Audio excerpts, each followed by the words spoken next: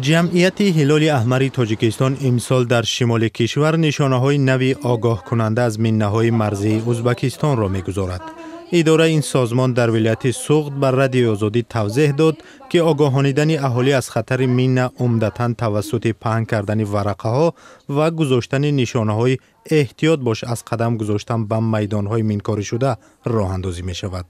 ما با درخواست نمودیم به مرکز ملی تاجیکستان و به مسئله های مینه ها که آنها ما را دستگیری کردن آیده گذاشتن علامت های مخصوص در زمین های خطرناک.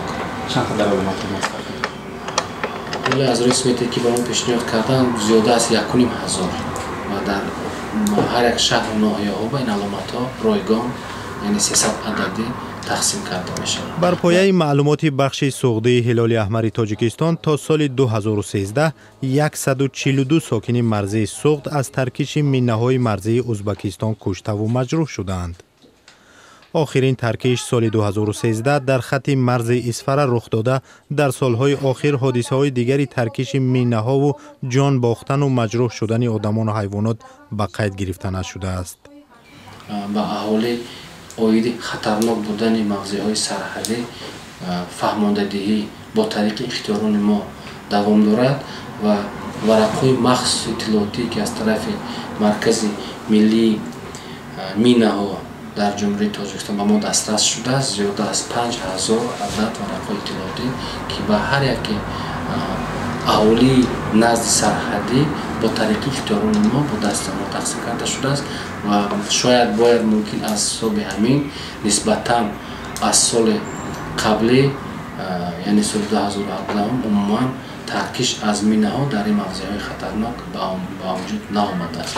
برنامه آگاهانیدن ساکنان مرزی از ترکش مینه‌های مرزی ازبکستان با دستگیری مالی کمیته بین‌المللی صلیب سرخ در ناحیه‌های سرحدی تاجیکستان، اسفره، پنجکند، اشت و کانیبادام از سال 2014 تا حال ادامه دارد. 12 اختیاری جمعیت هلال احمر با مساعدت حکومت‌های محلی نشانه‌های آگاه کننده می‌گذارند. ازبکستان با ولایت سوغد تاجیکستان حدود 900 کیلومتر مرز مشترک دارد.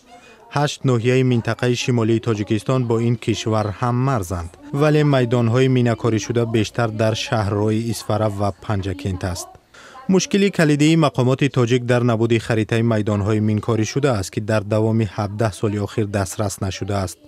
تلاش میانجیگی سازمان‌های بین‌المللی در میان دو همسایه نزدیک هم در این زمینه به نتیجه انجامیده است. ما خواهیم نخواهیم ما در همسایگی زندگی میکنیم. مقامات تاجیکستان امیدوار هستند که گرم شدن مناسبت‌ها با ازبکستان مشکل میدان‌های مینکاری شده را از بین میبرد.